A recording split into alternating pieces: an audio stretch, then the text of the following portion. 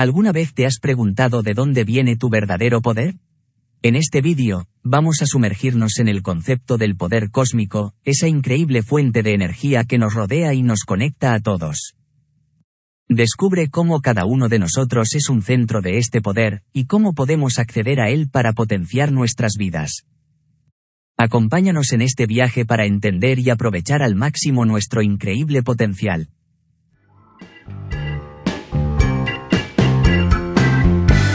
Poder cósmico. En la segunda sección de este libro, anunciamos los dos postulados básicos sobre los cuales se fundamentan las enseñanzas e instrucciones contenidas en el libro. Estos dos postulados básicos, que repetiremos aquí, son los siguientes. 1. Existe en ti un ser maestro, ego, yo, o yo soy yo, entidad a la que todas tus facultades personales, poderes y actividades están subordinadas. 2. Este ser maestro, sea lo que sea o no sea, debe ser considerado como un centro focalizado de presencia y poder manifestado y expresado por la presencia poder última en su manifestación y expresión en el cosmos. En las secciones anteriores, te hemos dirigido al descubrimiento del yo, el yo soy yo, el ego o el ser maestro, que es el centro de tu ser, tu verdadero ser.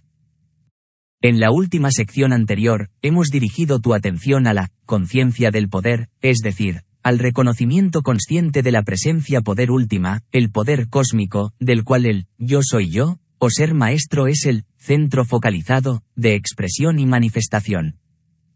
Ahora te pedimos que consideres lo que la razón del hombre, ejercitada hasta sus límites a lo largo de la línea del razonamiento lógico, informa inevitablemente, invariablemente e infaliblemente sobre la presencia y el ser del principio del poder cósmico. La esencia de este informe de la razón humana, ejercitada hasta sus límites a lo largo de las líneas del pensamiento lógico, puede ser expresada de la siguiente manera: existe y está presente un principio de poder eterno, incausado, autoexistente, del cual todas las manifestaciones de poder proceden directa o indirectamente. Ahora consideremos cómo y por qué la razón humana se ve compelida a aceptar esta conclusión, la cual es reportada inevitablemente, invariablemente e infaliblemente cuando se extiende a sus límites a lo largo de las líneas del pensamiento lógico. Todo pensamiento humano dirigido a lo largo de líneas filosóficas de indagación y razonamiento sobre la cognición de los principios últimos del ser y la causa última de las cosas, descubrirás, finalmente, que llega a un punto en el que se ve obligado a postular la presencia y existencia de un principio último de presencia poder subyacente y respaldando esa manifestación que conocemos como el cosmos, es decir, el universo concebido como procedente según ley y orden. El descubrimiento de este principio último de presencia-poder es el gran objetivo y propósito, intención y fin, de la filosofía, y todas las escuelas de filosofía, metafísica y teología asumen sin cuestionar la existencia necesaria de dicho principio último, aunque difieren mucho en cuanto a su naturaleza o carácter.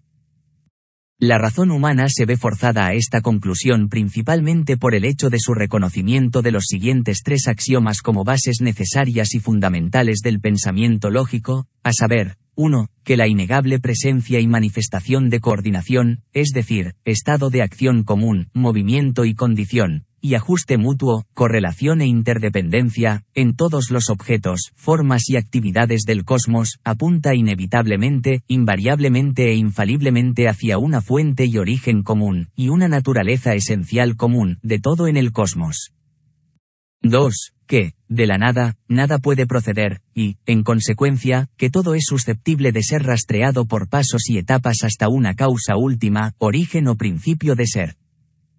3. Que el mundo de cosas y actividades en constante cambio solo puede ser explicado e inteligiblemente contabilizado bajo la concepción de un principio último de presencia-poder que es la base, fundamento y sostén del mundo de cosas cambiantes, el elemento constante, esencia o principio que en sí mismo nunca cambia, pero que mantiene unidas y coordina todas las cosas cambiantes. Estos axiomas son considerados por los mejores pensadores de la humanidad como verdades autoevidentes y necesarias, cuya contraposición es impensable. Una verdad tan firmemente establecida y universalmente aceptada como axiomática, no puede ser atacada a menos que se ataque también la validez de la razón. Por lo tanto, no intentaremos argumentar o demostrar la verdad de estos tres axiomas de la razón humana. Nos contentamos con afirmar que el mejor pensamiento de la humanidad los acepta como verdades axiomáticas o autoevidentes, y que lo contrario es impensable y repugnante para el pensamiento lógico. Me gustaría llamar tu atención aquí hacia varias proposiciones subordinadas, vinculadas a los tres axiomas mencionados anteriormente, que generalmente se aceptan como axiomas por naturaleza y que lógicamente siguen a la aceptación de los tres axiomas básicos. Estas proposiciones subordinadas son tres en número y son las siguientes. 1. El principio último de presencia-poder es eterno. Que el principio último de presencia-poder sea eterno se sigue lógicamente de a. Su reconocimiento como último, es decir, incapaz de posible resolución o análisis, final, básico y fundamental, y b. Que, de la nada, nada puede proceder. El principio último, al ser último, básico y fundamental en el sentido absoluto, no puede haber tenido una causa, origen o fuente previa. Y, como, de la nada, nada procede, no se puede concebir que haya surgido de la nada. Por lo tanto, debe haber existido siempre, sin principio, sin interrupción, sin cesación. Si alguna vez hubo un momento en el que no existía, o alguna vez un momento en el que dejó de existir, entonces no podría estar en existencia ahora. Si alguna vez hubo un momento en el que solo había nada, entonces ahora solo habría nada, es una declaración autoevidente de verdad, aceptada como tal por todo pensamiento lógico de cualquier escuela. 2. El principio último de presencia-poder es incausado. Aquello que es último debe necesariamente ser incausado. Aquello que es eterno también debe ser incausado. El razonamiento que lleva a esta conclusión se ha expuesto en el párrafo anterior y no necesita ser repetido aquí. No hay, ni podría haber habido, nada que pudiera haber causado o creado el principio último, y aquello que es eterno, por el hecho de su eternidad, está más allá de la causa o del proceso causante. 3. El principio último de presencia-poder es autoexistente. Aquello que es último, eterno e incausado, debe necesariamente ser también autoexistente, es decir, existir por sí mismo y no depender para su origen, continuidad y soporte en ninguna otra cosa. No hay nada más que pueda servir para sostener o mantener el principio último, y nada, ni siquiera él mismo, que pudiera haberlo traído originalmente a la existencia, concebido como último, eterno e incausado, y como, la totalidad, en su esencia y estado de ser fundamental. Así, ves, no podemos escapar de la conclusión de que el principio último de presencia-poder es, eterno, incausado y autoexistente. Además, al ser, el principio último de presencia-poder, se comprende que todas las cosas deben proceder, directa o indirectamente, de él, como de una fuente u origen. Un principio, en este sentido del término, es una causa, fuente u origen último y esencial, de la cual proceden o fluyen todos los efectos, eventos o cosas de cualquier tipo. Como hemos dicho, todo pensamiento especulativo filosófico y metafísico tiene como fin y objetivo la explicación de todas las actividades separadas y particulares mediante algún principio último común. Toda teología, asimismo, postula un ser supremo último como la fuente y origen común de todas las cosas manifestadas y creadas. Ya sea que el principio último se piense como espíritu, materia o energía, como persona, sustancia o fuerza, la concepción básica y fundamental de él como principio último, se encuentra esencialmente como la misma. Independientemente de lo que las diversas escuelas de filosofía, metafísica y teología sostengan que el principio último debe ser o no ser, se encontrará un acuerdo tácito en el punto de que el poder debe ser un atributo esencial de su ser, un atributo del cual no puede despojarse. Esto se debe a que a menos que el principio último sea poder, o posea poder como atributo, entonces nunca podría haber manifestado, expresado o creado el cosmos y sus actividades. Un principio último sin poder sería simplemente algo pasivo e inactivo, y no habría nada que fluyera o procediera de él, de hecho, no sería un verdadero principio en absoluto. La teología, sin lugar a dudas, concibe que el Ser Supremo posee un poder infinito como atributo esencial del cual no puede ser despojado, y sin el cual no podemos pensar en él. Sin poder, el Ser Supremo no podría haber creado el mundo, ni haber traído nada a la existencia de ninguna manera. Además, la esencia misma del sentimiento religioso reside en la existencia de un poder en el cual el adorador pueda depender de manera segura y sobre el cual pueda descansar. Si se elimina esta convicción, el espíritu mismo del sentimiento religioso se desvanecería en la nada. Dios sin poder no sería Dios en absoluto, según las concepciones teológicas aceptadas de Dios. No hay forma de escapar a este hecho básico de la enseñanza teológica. Es interesante ver cómo incluso fuera de la teología y la religión, entre aquellos que no aceptan ninguna de las dos, hay una convicción igual de firme de que el poder debe existir en algo que se considere como el principio último del cosmos. Filósofos, metafísicos, científicos, incluso los pensadores más materialistas, sostienen tan fervientemente como los teólogos que el principio último debe ser, o bien debe poseer, poder, independientemente de lo que se afirme sobre él. Esto se debe a que sin poder, el principio último, no podría realizar trabajo alguno, sin poder cósmico, no habría cosmos en absoluto. Por lo tanto, el poder se considera como algo autoevidente y una necesidad del pensamiento sobre el principio último o las actividades cósmicas. Herbert Spencer señaló el espíritu de su propia filosofía, y también señaló el camino por el cual han viajado otros pensadores desde entonces, cuando hizo su famosa afirmación sobre la existencia y el poder de esa energía infinita y eterna, de la cual proceden todas las cosas. John Fiske, en su gran obra titulada Teísmo cósmico, presentó la siguiente fórmula como una declaración completa y básica de su teoría del cosmos: existe un poder, del cual no se puede concebir límite alguno en espacio o tiempo, del cual todas las fenomenologías son manifestaciones.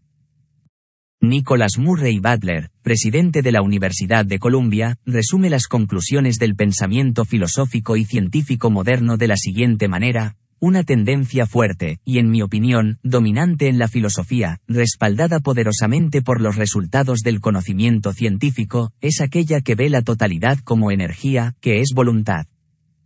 Declaraciones autorizadas, similares a las recién mencionadas, podrían multiplicarse casi indefinidamente, pero lo anterior servirá para ilustrar la convicción general sobre el tema. En cualquier dirección en el campo del pensamiento humano que miremos, lo que sea que encontremos, estamos seguros de encontrar este informe sobre la presencia y existencia necesaria del poder en el centro mismo y en el corazón de las cosas, como la fuente común, origen de todas las cosas, en el principio último del ser, o el principio cósmico último, llámelo como queramos. Al dejar de lado todos los puntos en los que las diferentes escuelas difieren respecto a la naturaleza esencial del principio último, encontramos que permanece el elemento constante del poder. Esto no puede ser razonado ni descartado del problema o la proposición del principio último.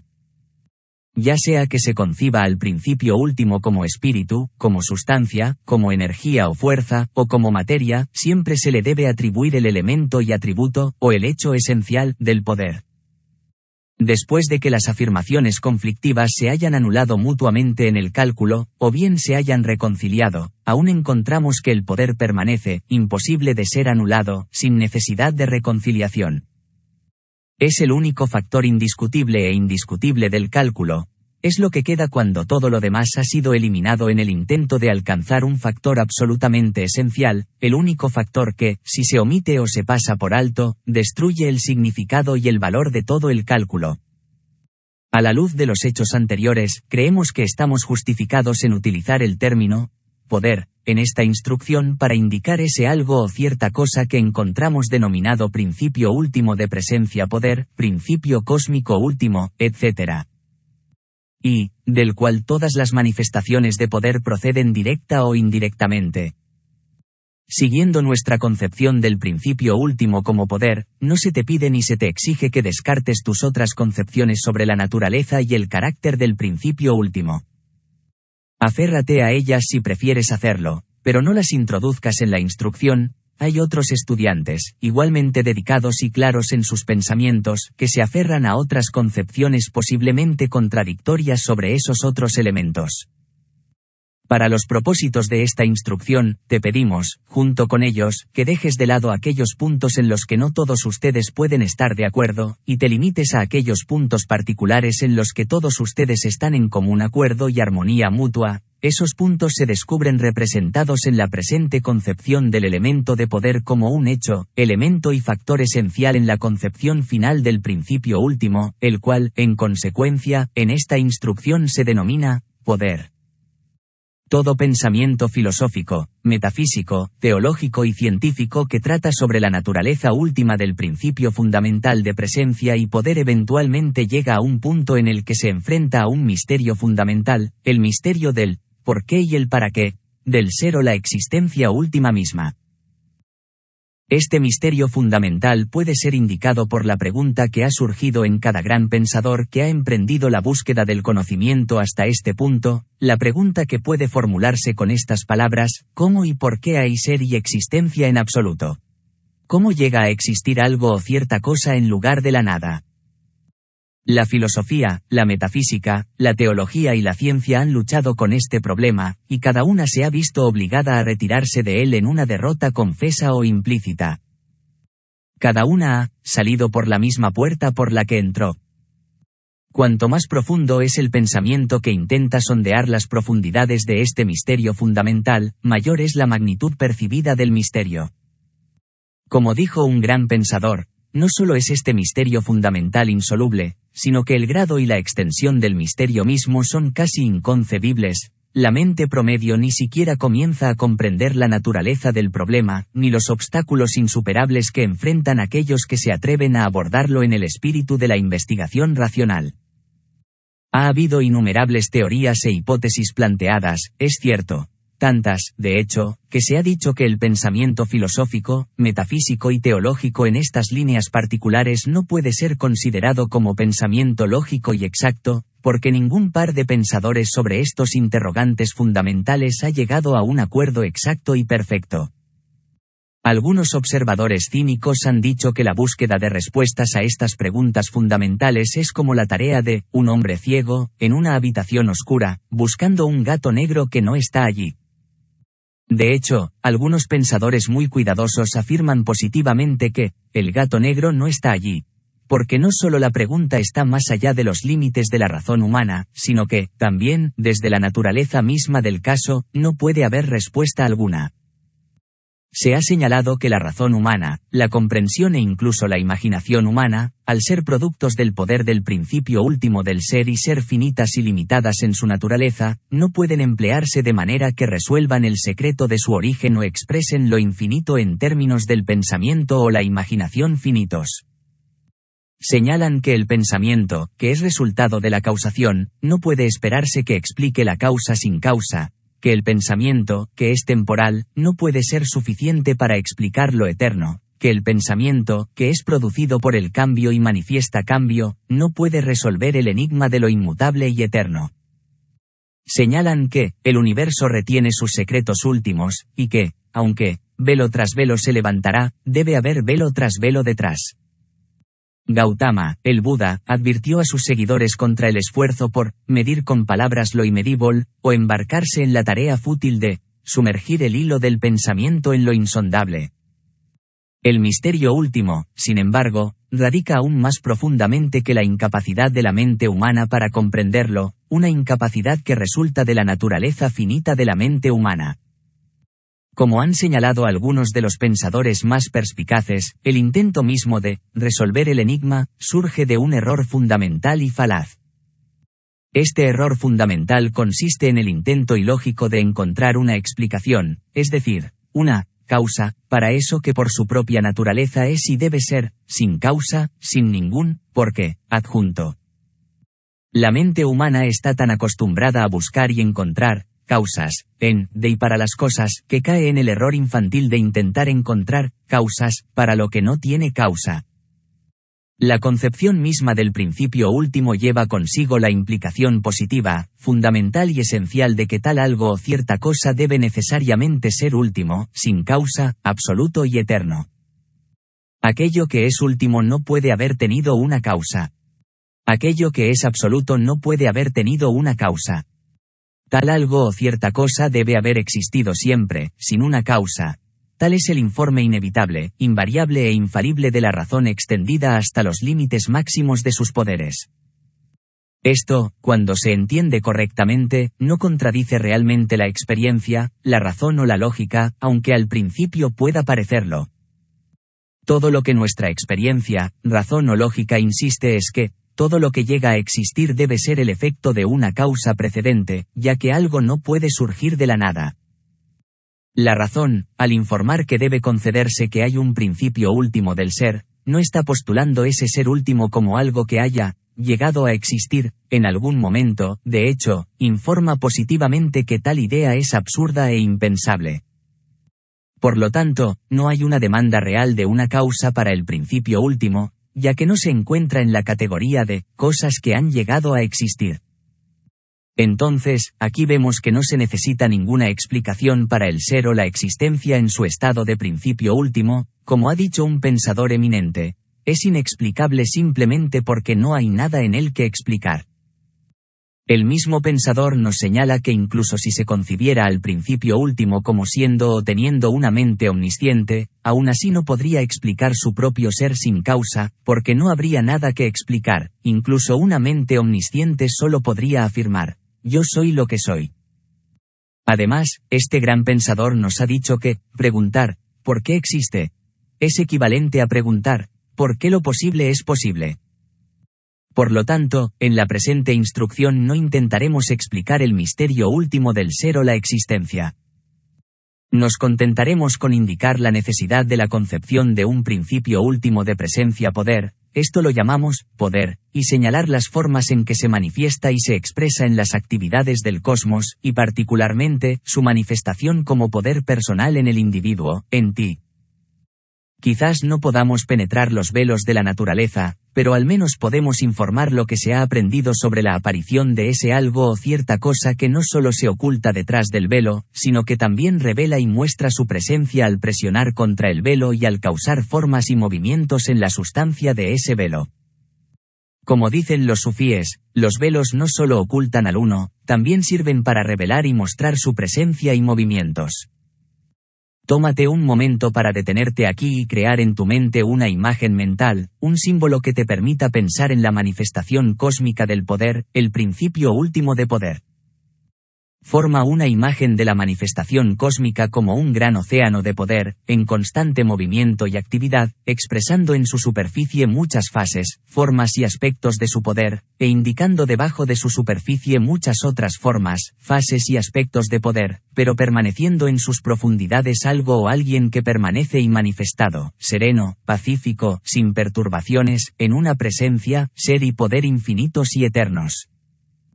En este gran océano de manifestación cósmica está contenido todo el poder manifestado y expresado en la naturaleza, incluso en ti mismo. Tú eres un centro focalizado de actividad en la superficie de ese océano, pero con filamentos vibrantes y giratorios que se extienden mucho más abajo de esa superficie, hasta que finalmente tocan las profundidades increíbles de poder. Verdaderamente, se ha dicho que el cosmos, y todo lo que contiene, está bañado en un gran océano de poder, en el cual, como el poeta griego Arato, citado por San Pablo, dijo, en él vivimos, nos movemos y existimos, el poder último del cual, como dijo el propio Pablo, está por encima de todo, y a través de todo, y en todos vosotros. De poder proviene todo el poder, incluido el poder personal. No hay otra fuente u origen para el poder personal, tu poder personal, que el poder, el principio último del poder. Todo el poder fluye, directa o indirectamente, desde el poder, la fuente universal del poder, el manantial del poder, el almacén del poder cósmico. Todo el poder está en el poder, y aquel que desee obtener poder personal debe buscarlo y obtenerlo desde y a través del poder. No puede haber error en esto.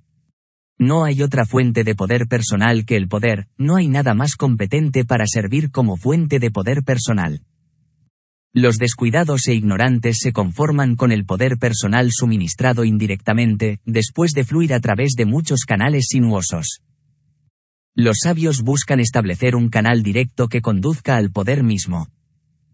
Hay atajos para el poder personal, al asegurar una conexión directa con el poder. A la luz de las afirmaciones y enseñanzas anteriores, relee nuestro segundo postulado básico.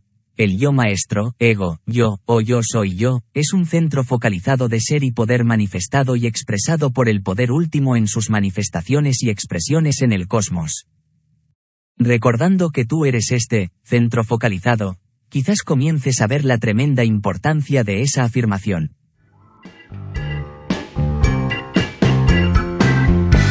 Lo que se ha dicho básicamente es que hay una fuente increíble de poder en el universo, algo así como un océano lleno de energía. Todos estamos conectados a este poder cósmico, y cada uno de nosotros tiene su propio poder personal. Este poder no viene de otro lugar que no sea esa fuente principal, esa gran reserva de energía.